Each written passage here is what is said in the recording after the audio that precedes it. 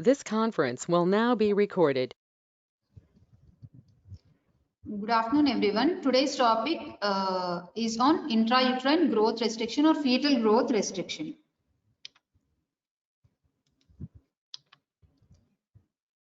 So there are various definitions for fetal growth restriction. Actually, what fetal growth restriction means is it is a failure of the growing fetus to reach its genetic growth potential, which is actually associated with increased morbidity and mortality. So when the fetus fails to reach its growth potential, which actually leads to increased morbidity and mortality. But this definition we can't go clinically. So what we are taking the cutoff as, usually it is taken as birth weight of less than 10th centile of those born at the same gestational age. For a particular gestational age, if the birth weight is less than 10th percentile, then we will call it as fetal growth restriction, or below 2 standard deviation for the population mean. So clinically or sonographically, usually in our routine antenatal checkups, how you will diagnose a fetal growth restriction? That is by sonography. Sonography means ultrasonography. Usually on ultrasonography, if the estimated fetal weight is below 10th percentile for that particular gestational age, then we will call it as fetal growth restriction. So this the term fetal growth restriction and small for gestation are not the same. All small for gestational age babies can be fetal growth restricted, but all fetal growth restricted babies are not small for gestation. And the vice versa. See, small for gestational age can be a constitutionally small, that is without any without associated morbidity and mortality. The baby can be small because the parents they themselves are small for gestational age. So the growth potential is adequate when you compare with the parents, but for that gestational age it is small. But fetal growth restriction, actually the fetus doesn't grow to the maximum potential of its genetic or parents maximum growth. So small for gestation, all fetal growth restricted babies are small for gestational age babies are not fetal growth restricted. So both are different terminologies. So we should know some of the nomenclature, how we are using. Based on birth weight, if the baby is less than 2,500 grams or 2.5 kgs, we'll call it as low birth weight. If it is less than 1.5 kg, it is very low birth weight. If it is less than 1 kg, it is extremely low birth weight babies. According to percentile, if the baby's weight is less than 3rd percentile, we'll call it as very small for gestational age, less than 10th percentile, small for gestational age, 10th to 90th percentile, appropriate for gestational age, and more than 90th percentile is large for gestational age.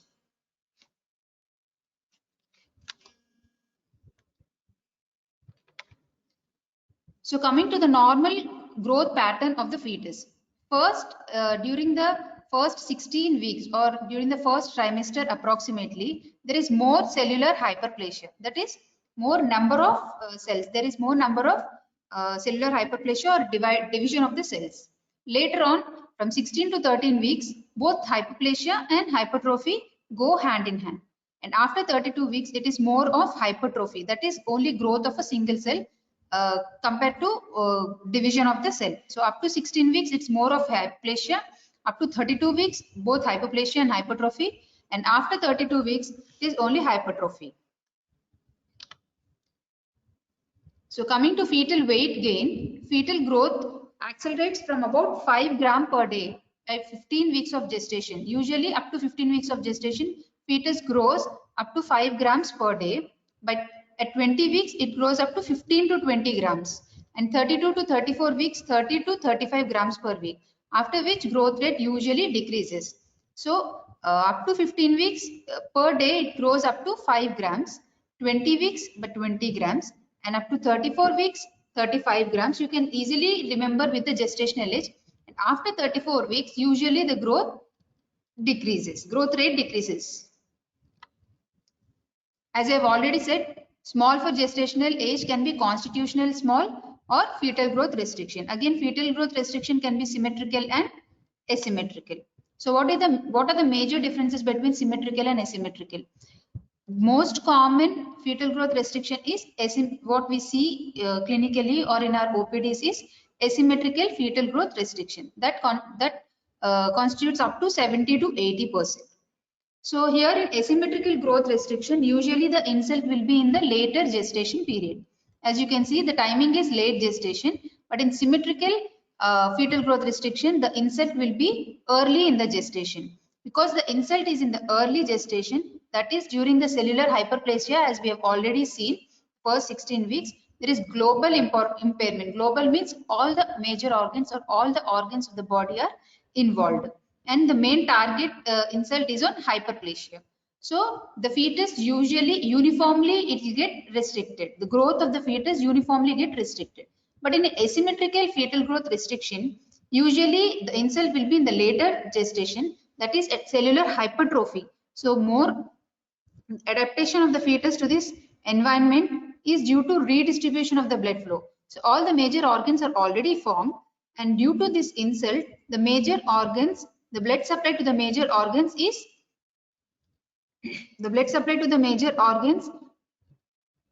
is actually is not impaired. So there is redistribution of the blood flow to the vital organs at the cost of non-vital organs. So preferentially the blood flow goes to the major organs like brain, heart, and the redistribution of the blood flow to vital organs, and preferentially to the vital organs and not to the non-vital organs like skin and all. So how you will detect is there is decrease in abdominal size than head circumference because there is preferential blood flow to the brain. So coming to the etiology and risk factors, you can see the etiological classification of fetal growth restriction. Intrinsic fetal growth restriction can be due to aneuploidies and viral infections and chromosomal abnormalities. Extrinsic is from outside. Intrinsic is from the fetus within itself. So within the fetus, if there is any abnormality like chromosomal anomalies, aneuploidies, structural defects, and viral infections. Extrinsic is from outside, that is maternal and placental causes.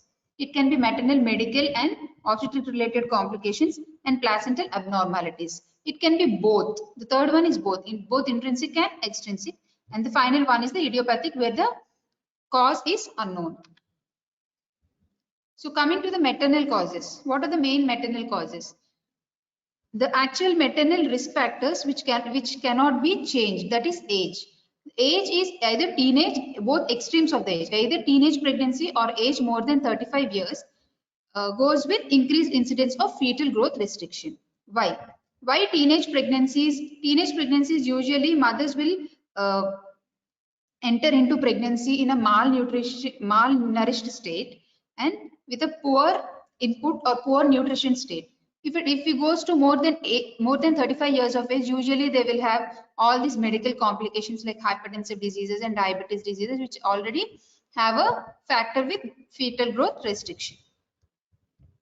So coming to the weight, undernourished and obese. If the women are undernourished and obese, again it goes in favor with fetal growth restriction. So these are the risk factors: age on both extremities, BMI on both extremities, that is overweight and obese. If the women goes with, if the women does intense daily exercises, again it has a risk factor for fetal growth restriction. And substance abuse like smoking, alcohol, and drugs. These are all the personal things which goes with the maternal risk factors. Coming to the medical diseases, hypertension, diabetes with vascular disease, that is vasculopathy, anemia, sickle cell disease, cardiovascular pulmonary disease like pulmonary disease, chronic asthma, chronic bronchitis, antiphospholipid antibody syndrome, and chronic renal disease. All these medical disease usually they have an effect on vascularity. Therefore, thereby they will decrease the uteroplacental flow and they will cause fetal growth restriction. The medical diseases include hypertension, diabetes with vasculopathy, anemia, sickle cell disease, cardiovascular pulmonary disease, APLA, and chronic renal disease. Even some thrombophilias as well.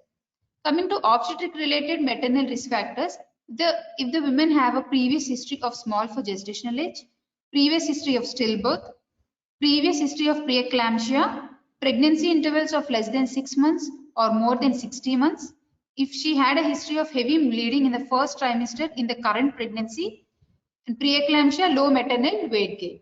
So all these are obstetric related maternal risk factor. So maternal risk factor, personal related maternal risk factor goes with age, parity, weight, exercises and substance abuse.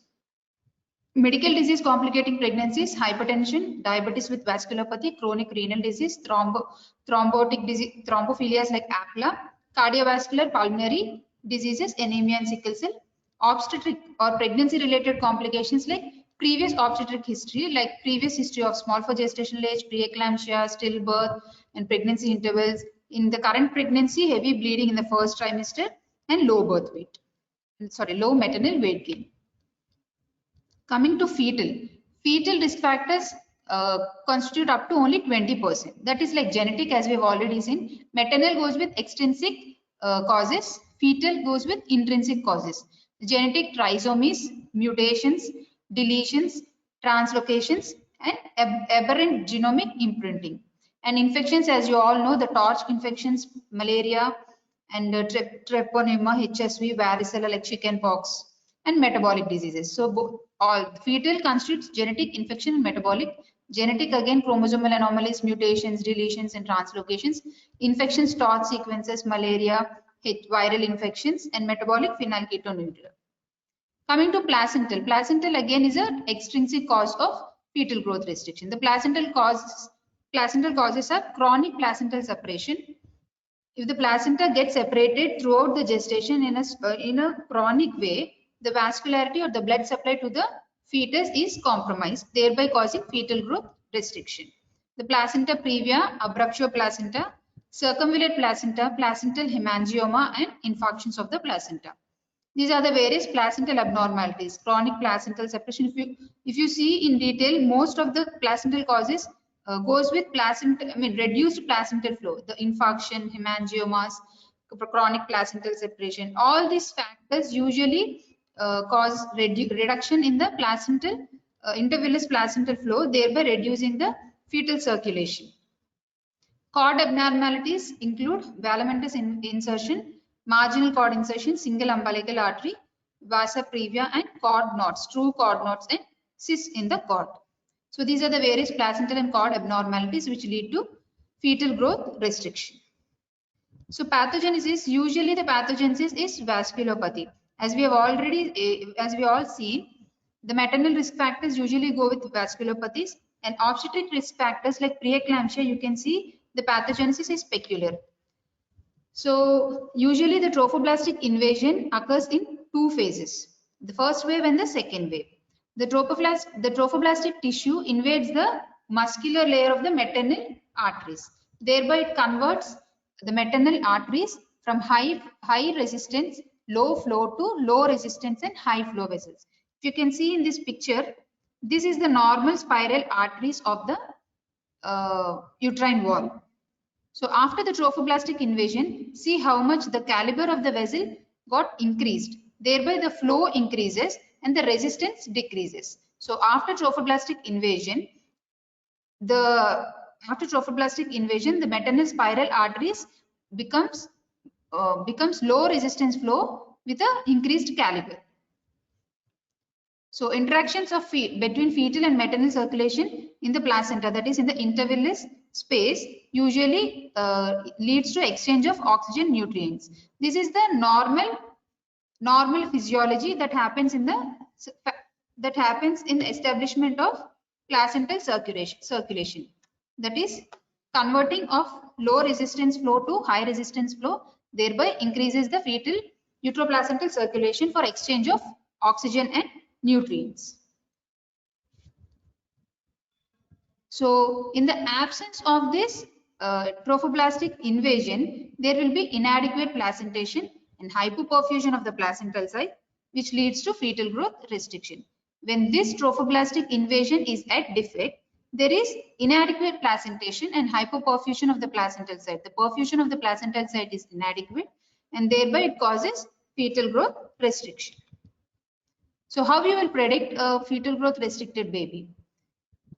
If you can see in the history itself, if you have a high risk factors like maternal age, BMI, and if she had a substance abuse history, and if she had a previous history of preeclampsia, previous history of small for gestational age babies, previous history of stillbirth, and if she had if she had a uh, positive medical history like hypertensive complicating pregnancy, diabetes with vasculopathy, chronic renal failure, all these go with the high risk factors. If you can see all these high risk factors, you have to predict a fetal growth restriction in the current pregnancy. Therefore, you will go with the you will take the patient as a high risk patient, and you will go with the serial symphysis height clinically and followed up with, or you have to compare it with the ultrasonographic picture. If you can see the biochemical markers are PAPE. PAPE usually we will do with NT scan. It goes with a dual marker. With beta HCG we will do PAPE along with NT. If the PAPE levels are low in the first trimester, that goes with a biochemical predictor for future fetal growth restricted baby. So, and abnormal uterine artery Doppler. Uterine artery Doppler I will explain in the later on slides. Uterine artery Doppler, if there is a notching in the uterine artery Doppler at 24 weeks of gestation, then you can predict that there will be a fetal growth restriction in the future. And fetal echogenic bowel. So all these are the predictors for fetal growth restriction. How you will diagnose a case of fetal growth restriction? As we all know from history and clinical examination, from history you will take all the risk factors, that is maternal nutrition, as we have already seen, the teenage and the teenage pregnancies, the undernutrition, undernourished women, and the high BMI people at conception, with the history of preeclampsia and diseases causing vascular insufficiencies like thrombophilias, chronic renal diseases, hypertension, diabetes with vasculopathy, and poor maternal weight gain in the current pregnancy. And all these go in favor with the prediction, or all these go in favor with the diagnosing a case of fetal growth restriction. If any of the risk factors are present, then you will go with you will take it as a positive factor, and you proceed with the clinical examination. So how you will go to the clinical examination? After weight and general examination, you will go for a symphysiofundal height. So single symphysiofundal height is not actually accurate. You go with the serial symphysiofundal height. For every antenatal checkup, you will go with the serial symphysiofundal height, and you have to chart a graph where we call it as gravidogram. So this symphysiofundal height, usually it increases by 1 centimeter per week. So between 14 to 32 weeks of gestation. So coming from 14 weeks of gestation, you will calculate, and every week you will have an increase of 1 centimeter. So up to 32 weeks it corresponds. If there is a lag of more than 4 weeks, then it is suggestive of fetal growth restriction. If the lag is more than 6 weeks, you have to actually diagnose a case of severe fetal growth restriction. But this method of serial calculation of symphysiofundal height is having a low sensitivity of only 44% when it is used alone. If you rely only on symphysiofundal height, the sensitivity is very low, and you have a high chance of diagnosing a fetal growth restriction baby. You have a high chance of either not diagnosing a case of fetal growth restriction, or you have a high false positivity rates. So why? Because if the baby is in a transverse lie, again your symphysiofundal height will be low. So you can't diagnose a fetal growth restriction in a transverse lie normal weight baby. Again, in oligohydramnios, your symphysiofundal height will be less. So there are many factors which actually confound your findings in a symphysiofundal height. So you cannot rely on symphysiofundal height alone. So again, with the symphysiofundal height, with in your antenatal checkups, if there is a lag in symphysiofundal height, then you will go for a ultrasonography. So ultrasound is the most useful tool which is non-invasive for the diagnosis of fetal growth restriction. You can diagnose a case of fetal growth restriction, you can differentiate it from symmetric from asymmetric, and you can also monitor the fetal condition. So all these you can see on an ultrasonography. You can actually rule out any chromosomal anomalies. You can go for a fetal biometry like fetal measurements. You can go for estimated fetal weight. You can even see the morphology of the placenta and amniotic fluid volume. So a single sonographic examination will give you all this data. So that's why it is having a high sensitivity, and we also rely to diagnose a fetal growth restricted babies with the sonography. As I've already said in the definition, the estimated fetal weight on ultrasonography for that particular gestational weight, if it is less than 10th centile, then you will diagnose a case of fetal growth restriction. So what all you can see on ultrasound is you can actually measure all the biometry features, that femur length, head circumference, BPD, and you can actually calculate the estimated fetal weight with Hadlock formula. You can see if the fetal biometry is having a lag for that particular gestational age, you can diagnose a case of fetal growth restriction. You can actually differentiate symmetric from asymmetric, and you can go with the placental morphology and amniotic fluid volume. If everything is fine, you can actually monitor the fetal condition later. So fetal biometry is the measurements of fetal fetal biparatal diameter, head circumference, transcerebellar diameter, abdominal circumference, and femur length. So usually biparatal diameter, it determines the gestational age of the fetus and type of fetal growth restriction. It is having a low sensitivity. When the growth rate of BPD is less than 5th centile, only 82% of birth weights are below 10th centile. So BPD is having a low sensitivity. If a fetus is having a BPD less than 55th percentile, and after delivery, if you see the baby, only 82% of their birth weights are below 10th percentile. So only 82% of sensitivity is there for biparatal diameter. To take the HC, head circumference, it is a better measurement than the BPD, because BPD you will calculate only the transverse diameter. For a fetus with brachycephaly, you will get a wrong diagnosis of fetal growth restriction. And transcerebellar diameter is actually better than BPD and HC.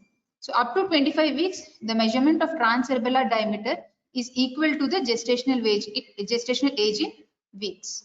Usually, any of these fetal biometry will have a more predictive value if you go with a serial measurements. A single measurement will have a lesser predictive value than compared to a serial measurements. Abdominal circumference and fetal weight are the most accurate parameters for diagnosing a case of fetal growth restriction. Abdominal circumference will have a highest sensitivity and greatest negative predictive value for diagnosis of fetal growth restriction. And this sensitivity also increases with serial measurements. As I've already said, single measurement has a low predictive value when compared with serial measurements. So among all the fetal biometry features, abdominal circumference is more accurate with highest sensitivity and greatest negative predictive value for diagnosing a case of fetal growth restriction. So abdominal circumference, how you will measure an abdominal circumference? On a transverse section at the level of bifurcation of portal vein into right and left branches, you will see a boomerang appearance. Boomerang means, you all know, like that Mowgli picture, that boomerang appearance is seen at the level of bifurcation of main portal vein. So at that level, you have to take a AC measurement. So this is having a highest sensitivity and greatest negative predictive value, and whose sensitivity also increases with serial measurements. Please remember abdominal circumference. So HC by AC ratio, head circumference by abdominal circumference. Usually in the earlier gestation, the head circumference exceeds the abdominal circumference. With the increase in gestational age, the abdominal circumference equals the head circumference at 32 to 34 weeks of gestation, and abdominal circumference increases after 34 weeks of gestation.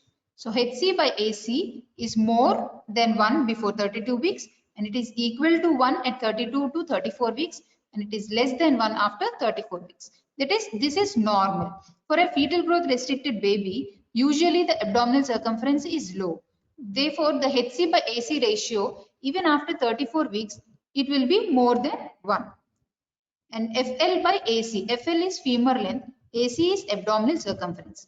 Femur length by abdominal circumference ratio should be 22 at all gestational age. At any gestational age, if you can see, the femur length by abdominal circumference will be 22. If it is more than 23.5, then it will goes in favor with fetal growth restriction. So HC by AC ratio and femur length by abdominal circumference ratio. With these ratios also you can diagnose a case of fetal growth restriction. So fetal weight, as I've already said, can be calculated by various formulas, but we use the Hadlock method by ultrasonography. So there are other indices as well, but usually we will rely on an abdominal circumference and fetal weight. So coming to the second one, placental morphology. So after fetal biometry, you go for a placental morphology. This placental morphology on ultrasonography is graded into 4 grades. Grade 0, grade 1, grade 2 and grade 3. Grade 0, if you can see in this picture, the placenta is having a homogeneous picture. So the complete placenta will have a homogeneous look. The grade 2 will have a little bit of echogenic calcifications occasionally. That is random echogenic calcifications. The black dots are random echogenic calcification. Grade 2, you can see these comma-shaped indentations. These are comma-shaped indentations on the basal plate and calcification in the basal layers. And grade 3, there are distinct cotyledons. You can see all this, there is segmentation of the placenta. Cotyledons are actually very distinct. So acceleration of placental maturity is seen in fetal growth restriction. So these are the various morphology of the placenta seen on ultrasonography, which we call as Granum classification. Coming to amniotic fluid volume. In amniotic fluid volume can be calculated by 2 ways. A single deepest pocket method and amniotic fluid index. Single deepest pocket method is you will find a single deep pocket and you will measure. If the measurement is less than 2, then it goes with oligohydramnios. Oligohydramnios is less amniotic fluid. If it is more than 8, then you will take it as polyhydramnios. The normal is 2 to 8 centimeters. And AFI, actually you have to take, AFI is measured in 4 quadrants. 4 quadrants without any fetal limbs, umbilical cord loops and all. You have to take only the amniotic fluid in the 4 quadrants. The deepest pockets of the amniotic fluid is calculated, and all the 4 quadrants amniotic fluid deepest pocket is measured and added, and this is called as amniotic fluid index. If amniotic fluid index is less than 8, then we call it as oligo. If it is more than 25, it is called as poly. So 8 to 25 is normal. Usually type 2 or asymmetrical fetal growth restriction is associated with oligohydramnios. So the current evidence therefore supports the single deepest vertical pocket measurement as the method of choice. So we'll take single deepest vertical pocket as the measurement as a method of choice, because there won't be any overdiagnosis of a case of oligohydramnios. So the perinatal mortality in growth restricted fetuses has been found to be significantly worse with abnormal in fetal venous circulation. So only fetal growth restriction without any vascular abnormality or without any compromise in the fetal circulation will have a better prognosis compared to fetuses with abnormal venous circulation. So isolated fetal growth restriction with normal fetus circulation will have a better prognosis than abnormal fetal venous circulation. So in a normal fetus, the flow in the ductus venosus is usually forward. That is from the placenta, the umbilical veins and the ductus venosus. The flow is usually forward towards the heart during the entire cardiac cycle. When there is a circulatory compensation of the fetus fails, the ductus waveform shows absent or reversal of blood flow during the contraction. Reversal A wave that I will show in the later slides. And perinatal mortality, if this sign is seen, is being 63 to 100%.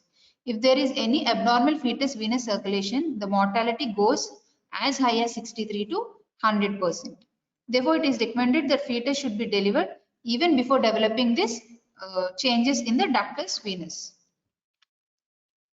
So the Doppler indices, after going for a fetal biometry, if you diagnose a case of fetal growth restriction along with oligohydramnios, you go for a Doppler studies. Doppler studies means usually we will do in uterine artery, umbilical artery, middle cerebral artery and ductus venosus. So uterine artery, as I've already said, with uterine artery Doppler, we can actually predict a case of preeclampsia as well as fetal growth restriction, because both will have a compromised placental flow, that is uteroplacental insufficiency. See, this first picture actually shows the good diastolic flow. This is the peak one, the peak, these triangles goes with the systolic flow, and this base is the diastolic flow. So in one cardiac output, this is systolic and this is diastolic flow. This here we have a good diastolic flow. So coming to the second picture, the diastolic flow is reduced. If the diastolic flow is reduced, systolic by diastolic flow ratio increases. When the denominator is reduced, thereby the fraction will increase. So this diastolic flow decreases in a uteroplacental insufficiency. And if this is the earliest predictor, the notching you can see here, uterine artery notching, we'll call it as uterine artery notching. There is a notch in the uterine artery flow, then you have to predict a case of preeclampsia and fetal growth restriction. So in uterine artery, if the Doppler indices show raised systolic by diastolic ratio, that is when there is a poor diastolic flow and when there is a diastolic notch, then these go in favor with the fetal growth restriction. Coming to umbilical artery. Say, umbilical artery, this is umbilical artery. The normal umbilical artery flow in the systole and is the diastolic flow. This is normal. You can see if this is having a high pulsatility index flow in the umbilical artery. This is systole and this is diastole. You can see it is below the line, that is absent end diastolic velocity, and this is reversal of end diastolic flow. This is absent end diastolic flow and this is reversal of end diastolic flow. Usually the features go with end diastolic flow, absent and reversal. Decreased end diastolic flow, absent end diastolic flow, and finally reversal of end diastolic flow in the umbilical artery. End diastolic flow means during diastole itself there is decreased flow in the umbilical artery. Middle cerebral artery. As we have already learned that asymmetrical IUGR, usually the cellular hypertrophy is at insult in the later gestation. Usually we will have a redistribution of the blood flow. As I've already said, redistribution means to the vital organs the blood flow is maintained, compromising the normal skin and other tissues, non-vital organs. So this is middle cerebral artery. So the flow in the middle cerebral artery is increasing, you can see. So this is normal ones, IUGR, umbilical artery. This is absent end diastolic flow. This is reversal of end diastolic flow. If you can see in the same picture, middle cerebral artery flow is increasing because the vital organ, the brain, is having a better blood supply. It compromises with the non-vital organs. So compare umbilical artery with middle cerebral artery. Middle cerebral artery flow increases and umbilical artery end diastolic flow decreases, absent and reversal. So finally the ductus venosus, this is the ductus venosus flow pattern. During systole this S wave, early diastole and atrial contraction is A. This is the normal ductus venosus flow. This is the reversal of A. This wave only we've already mentioned in the perinatal mortality. If there is a reversal of A wave in the ductus venosus, the mortality goes as high as 63 to 100%. And after this ductus venosus A wave reversal, usually we will see umbilical venous pulsations. So this is the sequence of events which will happen. So this is small summary. Uterine artery, the pulsatility index is elevated, S/D ratio is elevated, and there is notch after second trimester, that is at 20 to 24 weeks of gestation. So if all these features are present, then it is a feature of fetal growth restriction. Increased pulsatility index, increased resistance index, and increased S/D ratio because there is decrease in diastolic flow. Even umbilical artery shows the same pattern. After elevated SD ratio, it goes with absent or reversal of end diastolic flow. But middle cerebral artery, if you can see, it is reversed because the vital organ blood supply is maintained, compromising the non-vital organs. Thereby, pulsatility index, resistance index, and S/D ratio is decreased in middle cerebral artery. In ductus venosus, what you can see, is reversal of A wave. Umbilical vein, pulsatility flow in the umbilical vein. Generally, in umbilical vein, the flow is not pulsatile. If it is an IUGR or fetal growth restricted baby, after the venous ductus venosus reversal of A wave, the pulsatility flow in the umbilical vein is seen. And finally, the A wave reversal in the inferior vena cava. This is the sequence of events that happens in the fetal growth restriction. Uterine artery, diastolic notch, and increase S by D ratio. So then you will go for an umbilical artery Doppler. On umbilical artery Doppler, usually the resistance index and pulsatility index is increased, and there is end diastolic. Diastolic flow is reduced, absent, and reversed. And middle cerebral flow, this we call it as brain sparing effect, because the vital organ brain is having a better blood supply with compromised blood flow to the non-vital organs. Finally, the ductus venosus, umbilical vein, and the inferior vena cava changes will take place. So what is ponderal index? Ponderal index is actually one index. Usually the fetal wasting is being judged. Index is determined by, it is given with a formula like weight in grams per length in centimeter cube into 100. If the ponderal index is less than 10th percentile, then it goes in favor with the fetal growth restriction. So after delivery, how a fetal growth, how a growth restricted baby is seen. Usually, if you see a fetal, growth restricted baby, we'll see as a weight deficit at birth is about 600 grams. And length is usually unaffected. As I've already said, it is the insult is, this is asymmetrical IUGR. The insult usually happens in the later gestation where only cellular hypertrophy is affected. So weight is, there will be a weight deficit, and length is unaffected. You see the head circumference, usually head circumference is larger than the body, as I've already said, in the asymmetrical variety, because there is a preferential flow to the vital organs. If you see the physical features, the baby usually looks dry and with a wrinkled skin, scaphoid abdomen because abdominal circumference is less, thin meconium stain vernix caseosa, and thin umbilical cord. Usually the baby gives an old man look, and the pinna of the ear has a cartilaginous ridges, plantar creases are well defined. Baby is usually alert, active, and have normal cry with eyes widely open. And reflexes, if you see the reflexes, usually the Moro's reflexes, all the reflexes are normal. Here, there will be weight deficit, length is maintained, length is not affected, head circumference is large, scaphoid abdomen, abdominal circumference is less than head circumference. Usually, baby will have an old man look with wrinkled skin. The cartilaginous pinna ridges are seen prominently, and the skin is dry and wrinkled, and the palmar creases are distinctly seen. So how you will manage a case of fetal growth restriction? The principle of management goes with, first you have to identify the cause of the growth restriction. First you diagnose a case of growth restriction, identify the cause of the growth restriction, treat the cause if possible, general management, and plan for delivery at appropriate time. So first step to identify the etiology of IUGR is from history itself. From history, as we have already know, the etiological risk factors, maternal, placental, and fetal risk factors, as we all know, you have to take into consideration. After the history, if you take all the positive points, positive risk factors in the history, you go with the clinical examination.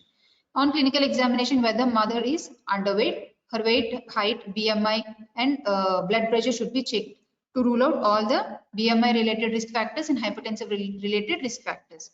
Then you go with the laboratory investigations. The general laboratory investigations go with hemoglobin to rule out anemia, blood sugar to rule out any diabetes, renal function test to rule out chronic renal diseases, and torch serology for torch, and specific investigations for thrombophilias. If you see a patient with early onset of fetal growth restriction and preeclampsia, please specifically go with thrombophilias and APLA screening. And finally, the fetal evaluation with ultrasound, the fetal biometry, amniotic fluid, placental morphology, and the other related chromosomal anomalies, structural anomalies, and finally the Doppler evaluation. So first the history, second clinical examination, third laboratory investigation, finally you go with the fetal evaluation. So treatment of underlying cause. If from your previous history, examination, lab and ultrasonography, if you find any of the any of the cause for this fetal growth restriction. If it is a modifiable cause, that is, for example, if the mother has a history, I mean, if she gives you the history of substance abuse, smoking, poor maternal weight gain, and hypertensive disorder, then you have to go with the treatment accordingly. So treatment should be individualized. If the mother's BP is on higher level, then you have to go for an antihypertensive. If she gives a history of substance abuse, please advise her to avoid all the substance abuse. And if you feel that her maternal weight gain is not appropriate, you have to advise her regarding proper balanced nutrition with high energy protein should be given. So the general measurements is, usually you will advise the mother to lie down on left lateral position to increase the uteroplacental blood flow. So maternal nutrition supplementation should be given in an undernourished or poor maternal weight gain women. And if she gives you the history of smoking and alcohol, advise her to avoid all these things.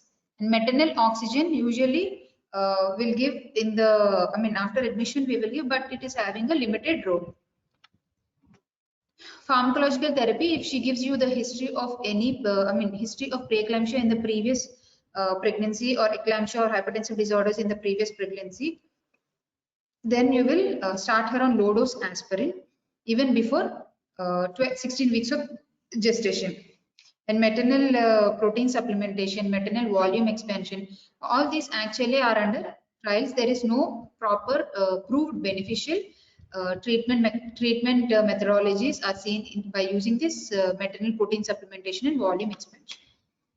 So finally, you have to go with the proper monitoring of the fetus. So antepartum ultrasonography evaluation should be done for fetal biometry, Doppler, and amniotic fluid surveillance. So fetal surveillance, usually you will advise her to check her movements after 1 hour after each major meal, that is 3 times a day after 1 hour.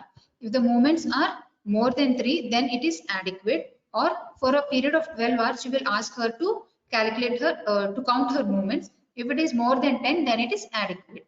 And you will take a non-stress test daily. Daily non-stress test is required for high-risk patients, and biophysical profile weekly, and accordingly you have to monitor the fetal surveillance. The fetal growth, this is the fetal growth chart. USG biometry every 3 weeks you have to take, and fetal well-being accordingly you have to. This is the centiles. This is a customized antenatal growth chart. So you have to chart a plot on the graph. So when you will plan for the delivery of the baby, optimal timing of the delivery is determined by gestational. It is actually individualized. There is no universal timing of delivery for a fetal growth restricted baby. The optimum timing will be determined by various factors like gestational age, underlying etiology, if anything, degree of fetal growth restriction like moderate, severe, fetal abnormalities, if any, antenatal fetal surveillance, NICU facility, whether it is available or not, and whether she had any other additional obstetric or medical related risk factors. So all these factors we have to take into consideration, then only you have to determine the optimum timing of the delivery. So if the pregnancy is more than or equal to 37 weeks of gestation, if she is at term, then you will actually plan for a delivery. If the pregnancy is less than 36 weeks of 37 weeks of gestation, then if it is an uncomplicated IUGR and severe IUGR, it is uncomplicated, you go with the conservative management. That is, you will ask her to lie down in the left lateral position. You go with the fetal surveillance, either bi-weekly or weekly BPP. You will try to continue the pregnancy until 37 weeks of gestation. And if it is at 36 and if it crosses 37 weeks of gestation, then you will plan the delivery. And in case of severe IUGR, that if at all there are any Doppler parameter abnormality, then you have to plan according to the fetal surveillance. So first you have to confirm the gestational age from the dating scan or from any 2 serial scans after 20 weeks of gestation, and whether lung maturity is achieved or not. If the baby is less than 34 weeks, you have to consider antenatal steroids for lung maturity. So antenatal steroid therapy usually reduces the incidence of respiratory distress syndrome, intraventricular hemorrhage in IUGR fetuses. If the fetus is less than 32 weeks of gestation, consider magnesium sulfate for neuroprotection. So on ultrasonography, confirm the gestational age, because with this gestational age itself, you can consider antenatal steroid and magnesium sulfate prophylaxis. If it is less than 34 weeks of gestation, you have to give a course of antenatal steroids, that is betamethasone or dexamethasone, because it reduces the incidence of respiratory distress syndrome and intraventricular hemorrhage. If the gestational age is less than 32 weeks, you have to give magnesium sulfate for neuroprotection. So mode of delivery. How you will deliver the baby? Either vaginal or you go for an operative vaginal delivery. So operative delivery. Fetuses with significant fetal growth restriction should be preferably delivered in a well-equipped tertiary centers with NICU facilities, which can provide intrapartum continuous fetal monitoring, fetal blood sampling, and expert neonatal care. So first, the center should be individualized. The center should be properly selected. The center should be tertiary centers with properly equipped with fetal monitoring, fetal blood sampling, and expert neonatal care. So vaginal delivery can be given for the fetally growth restricted babies when fetuses with major anomalies which are incompatible with life should be delivered vaginally. So if the babies have an anomalies which are incompatible with life, then you don't risk the mother for a operative delivery. So you have to deliver her vaginally if possible. And vaginal delivery shouldn't be attempted if BPP is non-reassuring, because fetal hypoxia may be exaggerated. So C-section in all cases of fetal growth restriction with features of acidosis, that is low pH, or any changes in fetal cord blood sampling or fetal scalp electrode changes. So cesarean section should be done without any trial of labor in cases of features of acidosis. These include spontaneous late deceleration, poor BPP, that is BPP less than 4, reversal of fen diastolic flow in umbilical artery, and abnormal venous Doppler. As we have already seen, abnormal venous Doppler increases the perinatal mortality by 63 to 100%.